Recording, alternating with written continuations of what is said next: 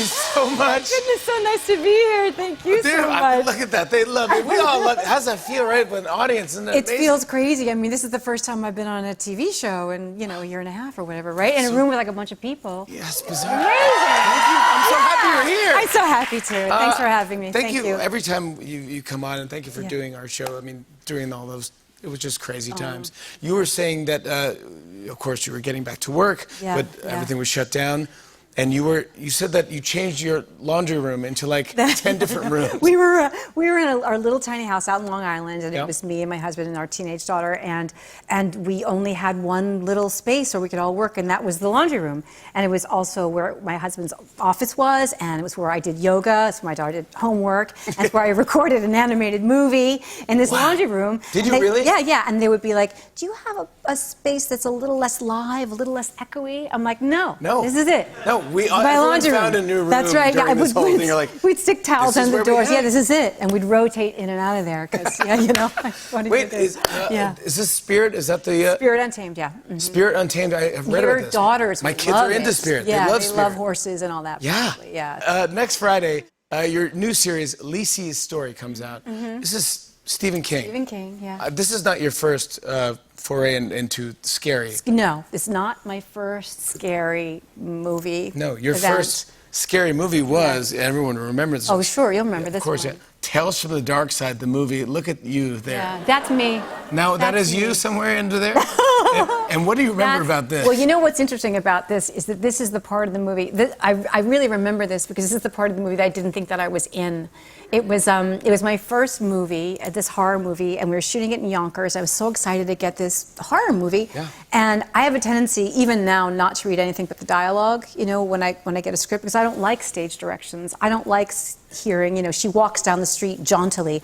I know I'll walk down the street. I might not be jaunty. I don't want to know what they think. Yeah, like, I'm going to figure it out, right? So I don't read any of the stage directions. So on this job, it was a really quick job. I finished, and I got killed by the mummy, and I went over to the director to say goodbye and thank you for this great opportunity. And he was like, "You're not done." I'm like, "No, I think this is my last scene." He goes, "No." He goes, "Well, you didn't finish reading the script, did you?" Because I turn into a mummy at the end. Yeah, great, and you come back. And I come back and I kill somebody else, but it was all in stage directions, and I never read it. So it was so incredibly unprofessional of me. But look at you. I didn't read the script. Yeah, but look at you now. It's all worked out. I lost my voice earlier in the week. It sounds good. It sounds sexy. It is sexy, right? Thank you. Please tell my wife. Sexy Fallon. Fallon. Yeah, thank you. What would that be like, Sexy Fallon? But you've screamed before. Do you have any tips or what? You can't scream without losing your voice. You just I would can't? have to scream. The director of Lisey's Story would always, I would say, please save the screaming you want me to do until Friday night because I'm going to need 2 days to recover. So, because I would always blow out my voice and I wanted it to be better on a Monday. But then, so every Friday he'd be like, "You ready? We're going to do some screaming." But this one weekend I had an audition for Dear Evan Hansen the next day. So he was like, "Scream." And I'm like, I don't want to scream. And he's like, "Scream." And I was like, "Ah."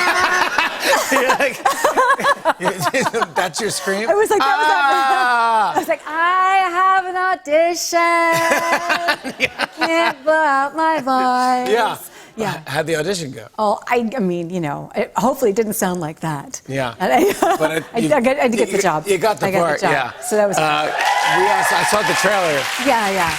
The trailer came out. It's such a good trailer, right? Oh, dude, and that Ben guy. Platt Ben Platt is a insane. genius. Lisey's Story. Yeah. This is based on Stephen King, a book very popular. How do we describe it? Okay, so Lisey is a woman who's married to a famous writer who has, at the beginning of the story, you realize he's been dead for a couple of years. And so she's kind of living her life by herself, but she's getting all these weird messages from her past. At the same time, this other guy, one of her husband's fans, he's a horror writer, is stalking her. So it's kind of a really complicated psychological horror drama. It's good. Oh, of course. Yeah. It's on Apple TV Plus. Yeah. I want to show everyone a clip. Here's Julianne Moore in Lisey's Story. Take a look.